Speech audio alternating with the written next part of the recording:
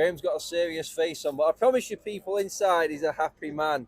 Graham, dissect that game for us, because it's a bit of a weird one. First of all, the team, no one was expecting that lineup from the start. Even the biggest critic wouldn't have picked that strong a team for a Reading game at Old Trafford. But are you happy, first of all, with how he's structured that? Gone strong first, got the result? Or are you thinking that's riskier? And the performance itself? Well, I thought the fact that they'd come away with a 3-0 win, I still maintain it was 3-1. lucky. On Wednesday, Yeah. the fact that they came away with a 3-0 win on Wednesday, which I maintain was still lucky. So for those people who want to comment again, we'd earned the right to play a strong team. And we did. I think if Lindelof and Maguire don't start, they're not starting any game, because really this should have been a game made for them.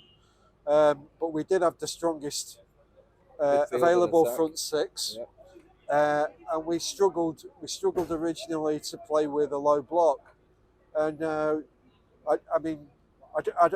don't know why the Rashford goal was ruled out. Apparently, it was very debatable from what I was told, and Weghorst's run was ruled offside. It wasn't Rashford, and Ten Hag was going mad because it was level apparently. So, yeah, it was a shame, because that would have been a record for Marcus Rashford at home. Well, that's the thing. I mean, we did. I was slightly worried that we were struggling to break down a low block, but again, one of the benefits of being close to Eric Ten Hag, you can see him on the sideline, and he wasn't worried at all. He wasn't gesticulating to the players on the pitch. He didn't appear worried. And I was saying to people around me at half time, he'll probably want quicker ball. We got him behind quite a lot, but Reading actually defended the cutback quite well. We were very nearly got through on several occasions, and on another day, it might have been comfortable at half time, and he could have made those substitutions even earlier. That was it. And in the end, it took a bit of Brazilian magic and a little 10-minute spell to put it to bed. How good was our Brazilian, how do you say it when it's a free? Our treble, I can't remember. Triumvirate. Yeah, that's very posh there, Graham. Trio, well done. Our Brazilian trio. The trio, that's the one, yes. Trio. The Brazilian trio, Fred, Casemiro and Antony, stole the limelight there with some quality finishes, quality moves. Antony got man of the match. That game then was finished in 10 minutes and give Ten Hag that luxury that you just described. Yeah, I like they didn't panic in the second half, and I do hope away fans keep singing "You're effing whatever," because within minutes it tends to shut them up. We created the opportunities. I mean, and I swear to God, the signed off Casemiro's boot for the second was a boom. I'm sure it exploded.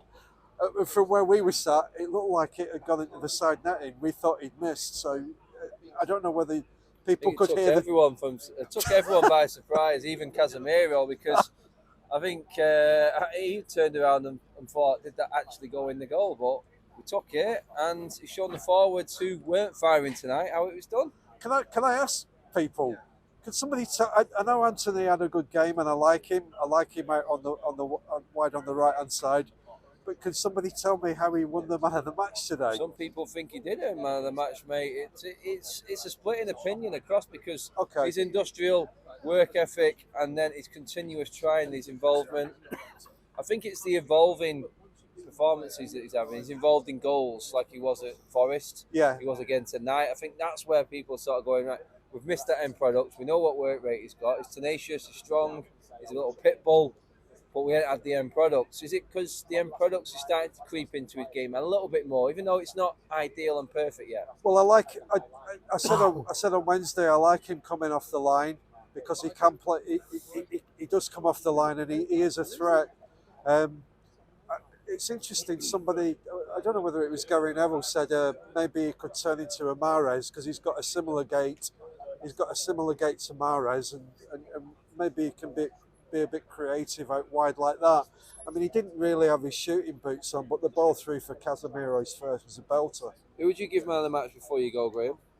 Definitely Casemiro, because what I really loved about him was back off the end when Carroll was making it a bit tasty. He went in on he went in on one of Reading's defenders, and I just thought, you know, it doesn't matter whether it's a league game, a European Cup game, a Carabao Cup game, or an FA Cup game. This guy is right on it. Every minute he's on the pitch. It's very difficult not to love him, and I just wish there was a brilliant song for him because it would bring the house down. Graham, loving the smile. Cheers for coming on, mate. Thanks, Adam.